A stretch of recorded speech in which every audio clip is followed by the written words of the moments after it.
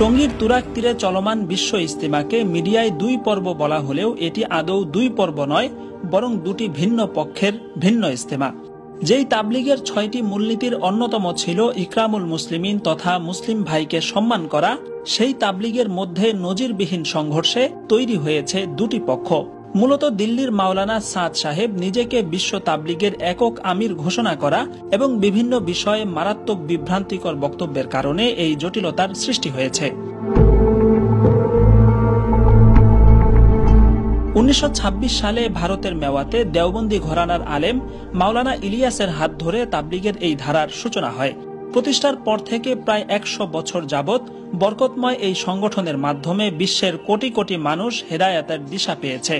তাবলিগের মেহনতে কত অমুসলিম মুসলমান হয়েছে, কত মানুষ পরিপূর্ণ ইসলামী জীবনযাপন শুরু করেছে, তার কোনো হিসেব নেই।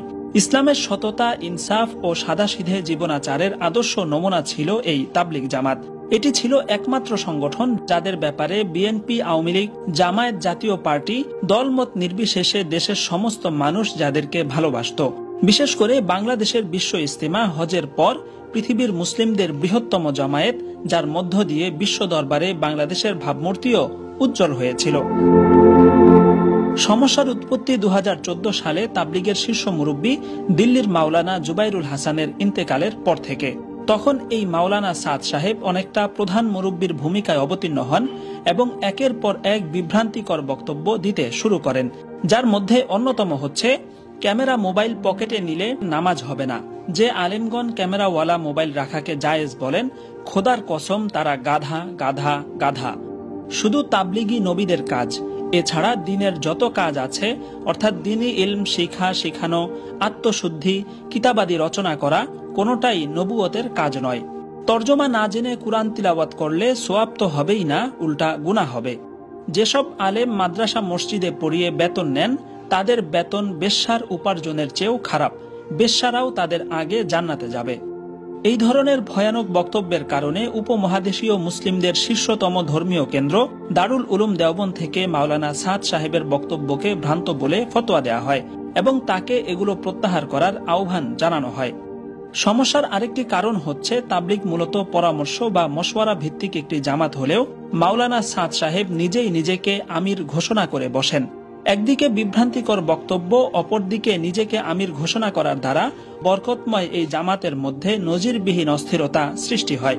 সে সময় হঠকারিতা ছেড়ে মূল ধারায় ফিরে আসার জন্য ভারত, পাকিস্তান এবং বাংলাদেশের শীর্ষ ওলামায়ে কেরাম মাওলানা সাদ সাহেবকে একাধিকবার মৌখিক এবং লিখিতভাবে আহ্বান জানালেও তিনি তাতে কর্ণপাত না করায় পরিস্থিতি চূড়ান্ত আকার ধারণ করে। শেষ পর্যন্ত 2016 সালের রমজান মাসে তাবলিগের বৈশ্বিক কেন্দ্র দিল্লির নিজামুদ্দিন মসজিদে মাওলানা সাদ সাহেবের সমর্থকেরা তাবলিগের মূলধারা সদস্যদের উপর হামলা চালায়, যার ফলশ্রুতিতে বাংলাদেশেও দুটি পক্ষ তৈরি হয়ে যায় এবং কাকরাইল মসজিদে সংঘর্ষের ঘটনা ঘটে। সেই ঘটনার পর 2017 সালের টঙ্গী ইজতেমায় মাওলানা সাদ সাহেব ঢাকায় আসলেও তীব্র প্রতিবাদের মুখে তিনি বিশ্ব ইজতেমায় অংশ নিতে পারেননি। বাংলাদেশের পরিস্থিতির চূড়ান্ত অবনতি ঘটে 2018 সালের 1 ডিসেম্বর, যখন টঙ্গীর ইজতেমার মাঠে তাবলিগের মূল ধারার কার্যক্রম চলাকালীন মাওলানা সাদ সাহেবের সমর্থকেরা জোর করে মাঠে ঢুকতে যান। 5 দিনের জোরের কথা বলে তারা টঙ্গী মাঠের আশপাশের রাস্তায় জড়ো হন। এক পর্যায়ে বাটা গেট ভেঙে ভিতরে অবস্থানরত তাবলিগের মূলধারার সাথী এবং মাদ্রাসা ছাত্রদের উপর তারা লাঠি সোটা নিয়ে চড়াও হন। এতে উভয় পক্ষে সংঘর্ষ বেঁধে যায়। সেদিন ইসমাইল মন্ডল নামে একজন নিহত হওয়ার পাশাপাশি কমপক্ষে 1.5 শতাধিক মানুষ আহত হয়েছিলেন। এরপর থেকে বাংলাদেশ এবং ভারতে উভয় পক্ষের ইজতিমা থেকে শুরু করে পুরো তাবলিগি কার্যক্রম সম্পূর্ণ পৃথকভাবেই চলছে। যদিও মাওলানা সাদ সাহেব ব্যতিরেকে অন্যান্য শীর্ষ মুরব্বীদের তত্ত্বাবধানে মূল ধারার তাবলিগি কার্যক্রম যথাযথভাবেই পরিচালিত হচ্ছে এবং এই অংশের বিশ্ব ইজতিমা এবং জোর সহ নিয়মতান্ত্রিক যেসব জামাত বের হয় সব জায়গা সব সময় লোকে লোকারণ্য হয়ে থাকে। চলতি 2023 বিশ্ব ইজতিমাতেও 2 দিন আগে থেকেই পুরো ময়দান কানায় কানায় পরিপূর্ণ হয়ে আশপাশের রাস্তাঘাট পর্যন্ত মুসল্লিদের পদভারে মুখরিত হয়ে উঠেছে। বিশ্বের অজস্র দেশের 10,000-এর বেশি বিদেশি মেহমান এই ইজতেমায় শরীক হয়েছেন। মিডিয়ায় ইচ্ছায় বা অনিচ্ছায় এটিকে ইজতেমার প্রথম পর্ব বলে প্রচার করা হলেও এটি আসলে কোনো পর্ব নয়, বরং মূলধারার তাবলিগের একমাত্র ইজতেমা। অবশ্য পরবর্তী সপ্তাহে মাওলানা সাদ সাহেবের অনুসারীদের নিজস্ব একটি ইজতিমা হওয়ার কথা রয়েছে।